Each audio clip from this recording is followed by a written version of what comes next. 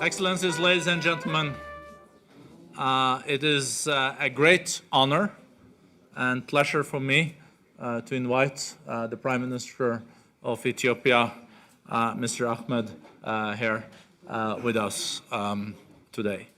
The Prime Minister is already a truly historical person in Ethiopia. Those that have followed Ethiopia for decades. More have happened in the last months with this Prime Minister than has happened in decades. So there is peace with Eritrea. There are important economic reforms in Ethiopia. There are important political reforms.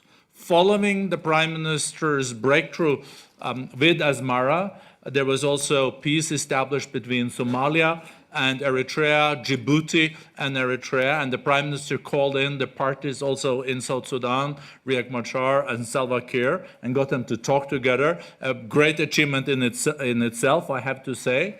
There is so much hope now related to Eritrea. There are thousands of political prisoners freed. The diaspora is coming back, and there is so much support for you personally and for your government, Mr. Prime Minister. We're really looking forward to hear your message to the world community today. So welcome, my friend.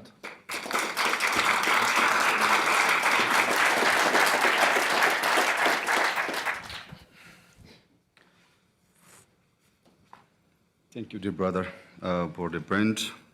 Dear friends, ladies and gentlemen, thank you for the warm welcome in this cold winter. I am honored to be with you for the first time in Davos, and I am most grateful for the opportunity to share with you Ethiopians' renewed vision and sustained commitment to positive reforms. Ethiopia is today among the fastest growing economies in the world, consistently averaging over 9% growth in the last decade. Ethiopia's GDP has multiplied tenfold in 25 years. Poverty has been halved, and educational enrollment has markedly increased. Significant investment in infrastructure has contributed to the growth and attracted foreign direct investment, making Ethiopia one of the leading foreign direct investment destinations in Africa. These are tremendous success and reflect the real commitment of our government and our people to development and progress. Our challenges, however, remain formidable. To reform and to reinforce our upward trajectory and achieve even more rapid and sustainable growth, Ethiopia has embarked on a comprehensive reform process since last April, which cuts across politics, economics, and society. We aim to establish a virtuous cycle between these elements and amongst our partners to enable us to meet our challenges in a mutually profitable manner. Ladies and gentlemen, allow me to explain this virtuous path of reform. And our reform is deeply rooted in the philosophy of Madamar, an Amharic word for coming together or synergy. Madamar is a historic reform to organic change and is building on the gains of the past while reminding us of our rich heritage. It also reflects on modern realities, strengthening the synergy in politics, economics, technology, and society. Ethiopia is indeed undergoing a period of political and economic renaissance. The Madamar reform is people-centered and has three interdependent pillars. The first pillar is a vibrant democracy. The second one is economic vitality. And the third pillar is regional integration and openness to the world. Today, we meet at a time of great opportunity for Ethiopia and for you. In this spirit of partnership, please allow me to briefly address each of these aspects. On the political front, we are working tirelessly to fulfill the constitutional promise of building a democratic and pluralistic political order based on our first pillar, a vibrant democracy. Guided by this principle, we have acted quickly and decisively. In the past 9 months alone, we have released all political prisoners in the thousands. We have also invited individuals and groups based on abroad to return home and join us in a spirit of positive sum, not zero-sum politics. We have restored license to independent media, issued an amnesty law, and repealed restrictive laws of the past. We will also have a revised civil society law very soon. We believe it is now possible to sustain growth, attract investment, and allow all Ethiopians to benefit from the growth dividend without embracing democracy and persuading the world to invest in our economy. In sum, we see democracy and development as interlinked, and we have acted decisively on this understanding. Ladies and gentlemen, the second pillar of our reform is economic vitality. We are determined to bring Ethiopia firmly into the center of the international market. To do so, we will leverage the collective power of our people, especially women and the youth, and build the private sector to drive more inclusive and socially sustainable growth. We cannot hope to progress as a nation and as an economy if we disqualify half of our population from full and equal participation.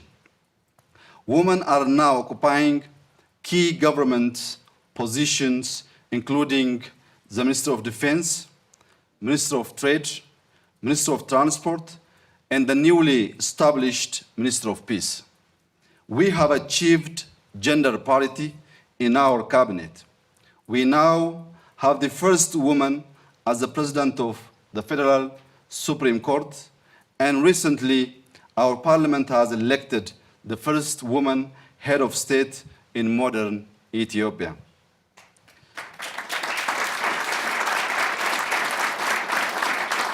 Thank you. This is important progress, but it is not enough. Ethiopia is a large market of over 100 million people, of which 60 million are under the age of 24. With 500,000 school leavers annually, our core objective is to sustain fast-paced economic growth and to create both more and better jobs. We must create the condition to enable a demographic dividend and to harness the potential of our young and energetic population. To do so, we have to invest in the aspirations of our youth by improving educational standards and create fresh opportunities through careful planning and strategic repositioning. This requires unleashing the potential of the private sector. Here are 4 steps that we are taking to make this not mere rhetoric but a firm reality.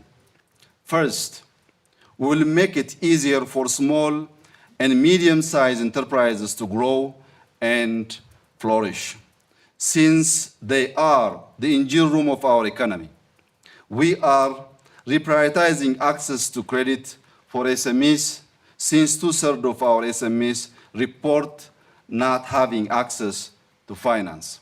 Second, we will ease and mainstream regulations needed to start a business and provide a better policy environment. We will make it easier to do business for everyone who wishes to invest in our country. Ethiopia is undergoing significant institutional reforms and is reviewing its investment code, commercial code, and other business regulations to enhance the ease of doing business in Ethiopia and increase our global competitiveness. Third, we will make the private sector an integral part of our economy, as it should be. Ethiopia is committed to reforming its state-owned enterprises and crowding in more private capital. We are committed to opening up the economy to international investors in telecom, logistics, energy, aviation, railways, and industrial parks. This has the added benefit of creating the space to reallocate government expenditure to social services. We are confident that international capital and expertise will deliver significant value for Ethiopians and contribute to our development agenda. Fourth, we will continue to foster public-private partnerships as we see this as more than merely a business proposition and a deal to be struck. We see it as the way to build balanced long-term partnership aimed at triggering faster economic growth and profit. At the same time, we will ensure our citizens realize their full potential and live a prosperous, healthy, and safe life. We therefore look to the next generation of public-private partnerships to be more balanced in delivering growth and yield and representing a fresh way to contemplate the relationship between business and government and offering a shared formula for social and economic growth and inclusiveness. Ladies and gentlemen, the third and the final pillar of our Renaissance is regional integration and openness to the world.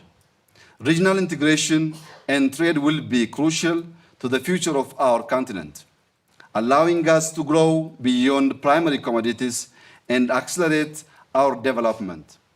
Addis Ababa is a seat of the African Union and so must lead by example. Our determination explains our active engagement in discussions on the African Continental Free Trade Area and our sense of urgency to finalize Ethiopia's accession to the World Trade Organization. History has demonstrated time and again that neighbors with intimate, rule-based, and diverse trade and economic relations are unlikely to resort to conflict.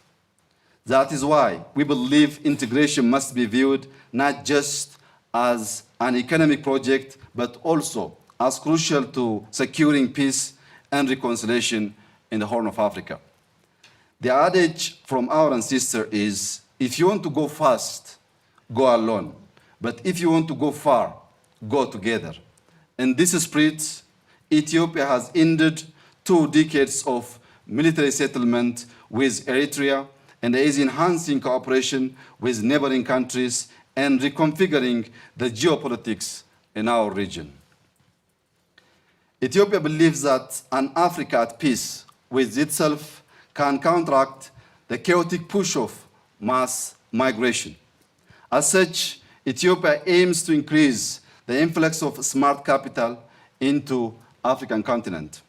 There is a strong case to be made for investing in our continent. Even the most conservative asset allocation of an investment portfolio should prudently consider this option. If just 2% of the 40 trillion USD in OECD pension assets were invested into Africa over the coming 5 years, it would exceed the total foreign direct investment that we have seen in the last 5 years by more than 3 times. For investors considering the record of return, this offers higher than average rewards and diversification of risk. For Ethiopia, it would catalyze transformation.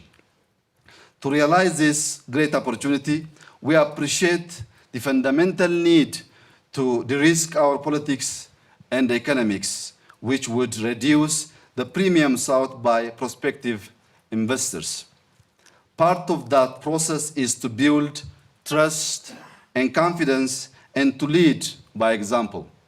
I believe that our record over the last year shows this to be so. Dear friends, let me conclude.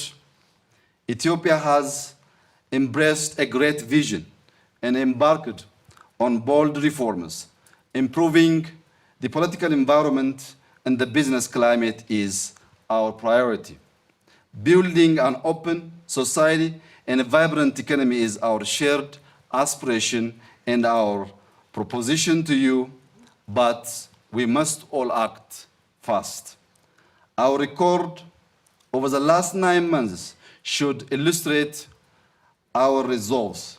This is an agenda for action, a blueprint for a model of virtuous and sustainable growth. Looking at what we have accomplished in less than a year, I am optimistic and excited about the opportunities that are ahead. Ethiopians are born runners and we excel in marathons. Take it as a signal of our intention and level of commitment and stamina. Now is our time. Rating agencies forecast, and I quote, that growth will average 8% over 2018 to 2021, making Ethiopia the fastest growing of the sovereign we rate. I say to you, carpe diem, yes, seize the day, but also trust the future. Come and see what we have to offer and invest in our potential. Whether you are an entrepreneur, a CEO, or an industrialist, or just a lover of nature, or history, or beauty, Ethiopia has something for you. I thank you.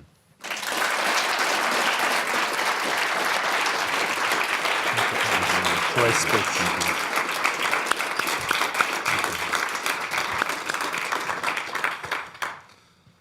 Thank you so much, Prime Minister. I think you also heard from the warm applause that there is so much goodwill related to your leadership. But as you said, it's a marathon, but it has to be also, you have to run fast, and you're good at that.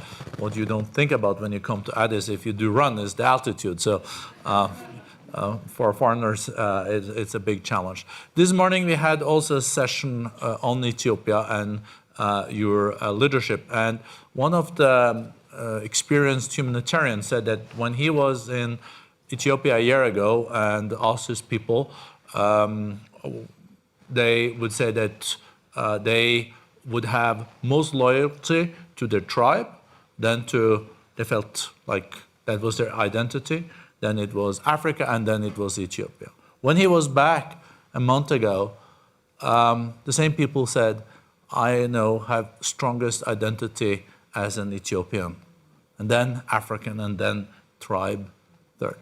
How have you managed to change this in 7 months? I think other leaders could learn. Maybe even in Europe, huh? Some 9 months ago, the situation in Ethiopia, as you have stated, was very bad. The near possibility of state collapse, mainly due to the government respond to the public political and economic demand pushed the nation into dangerous course. What makes the situation more dangerous was the poor relationship among the leadership. There was misunderstanding mistrust, and mutual suspicion among the top leadership. Due to this problem, we collect data from different sources. We analyze using different techniques and mechanisms. And definitely, if you use different sources and different mechanisms to analyze the information, the output cannot be identical. So having or seeing the problem from different perspectives, we can't find a solution to solve the problem and to change the situation. To make long story short, when the situation gets worse, we sat for weeks to discuss and to evaluate as a party. Then we have achieved, finally we have achieved leadership change. Not only leadership change, but also peaceful power transfer, which is a very rare experience in Africa. Right after the change, the new leadership decided to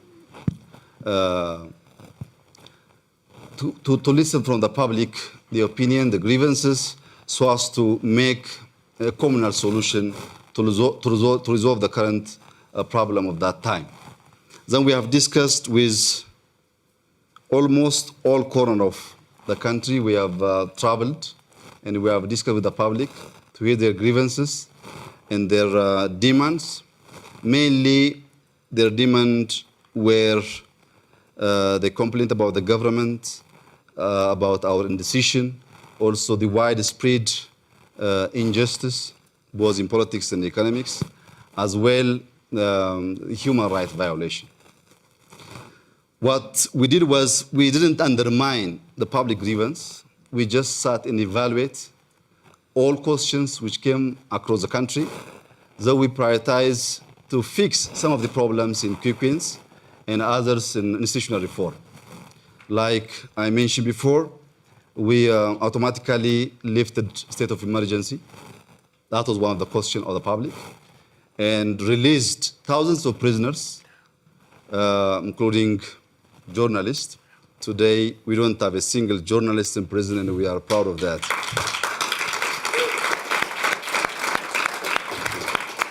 That's also rare these days, huh? If you are open-minded and open-hearted, you can learn. It's not bad sometimes to learn from Africa as well. Anyways, not only this, we also invite all opposition parties. We're based abroad. Not only opposition party, but also waged armed struggle against the government. They all are back now. We don't have any opposition party abroad. We're discussing how to change the political landscape and how to make the upcoming election democratic, free, and a better one compared to the previous one. These kinds of action change the mind of many Ethiopians, that the hope is there, the possibility of change also there. Then automatically, after we have done these quick wins, we jump to institutional reform, including SSR reform, security service reform. It was one of the biggest complaints on security institutions and service. Also, we reduced cabinet from 28 to 20, and we realized gender parity in our cabinet. So by doing so, we could gather most of the extreme thoughts to the center. But still, we have to do more. We're not satisfying on our reform. We have to include all kinds of thoughts to change Ethiopia. Ethiopia is a very great country, and the government must play its great role so as to bring Ethiopia together and to be Ethiopian first. I think you... I'm just wondering, Prime Minister, we know that the war with Eritrea has been going on for a long time, and Ethiopia has no port. It's a huge country. It has 100 million people. But I'm just wondering, how did you dare just travel up to Asmara, meet with then Yesaya, and then declare peace between those two countries? Weren't you concerned with setbacks? The military would be upset. You know, there is probably a lot of people even inside your country, questioning this? Coming to Davos is more dangerous than going to Asmara for me. Because there's big difference, at least in terms of weather. The most important thing is this I think you're cordially welcome, though, huh? the issue of conflict in our region. Mainly it's problems of leaders, ego. There is no tangible reason. When we are together, we can make significant change in our society. When we are apart, both of us are killing each other and losing all the opportunities and begging far to the Western world. So my question to the region is not only to resettle the problem, but also economic integration. There is no need to have different army in Ethiopia, in Eritrea, in Djibouti. I don't believe in this. There is no need to have foreign embassy here in Switzerland for each of East African countries. We can share because we're poor.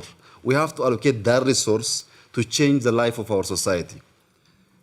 That's why I go there, and President Isaias and the people of Eritrea was welcoming. Things are resolved, as you said. And also IGAD as a single market, maybe? That's the vision. We are working toward this integrations of that region. And you're not, of course, hearing all the progress you have made and all the reforms, you're not afraid of any setbacks. You're introducing new reforms. Seems like you are on a track here. Are you never concerned that there will be forces that want setbacks? Who do you afraid? I'm engaging the public. As long as the public is behind me, I don't afraid, and we'll make a change. I think that's a wonderful end to this conversation. I think we are very privileged to have you here in Davos, Prime Minister. I think also a lot of business CEOs I see here, and I know you met with them, are very interested in investing in your countries. And I think you're also undertaking a lot of economic reforms. Yeah, there are lots of reforms taking place in Ethiopia, especially opening up the economy. We are opening state-owned companies, which we have been considering as a commanding heights for years, including Ethio Telecom and Ethiopian Airlines. This opening up will bring lots of capital and expertise to Ethiopia, and it will boost the pace of our economic growth. And we are open for any investors. And we're also changing our ease of doing business. There is a strong team under my office which is changing lots of hindering factors for investors to come and invest in Ethiopia. I hope in the next 2-3 years we can see the biggest change in investment flow to Ethiopia. Thank you. And you can also count on the World Economic Forum to be a partner in that transformation. Thank you so much. Thank you very much.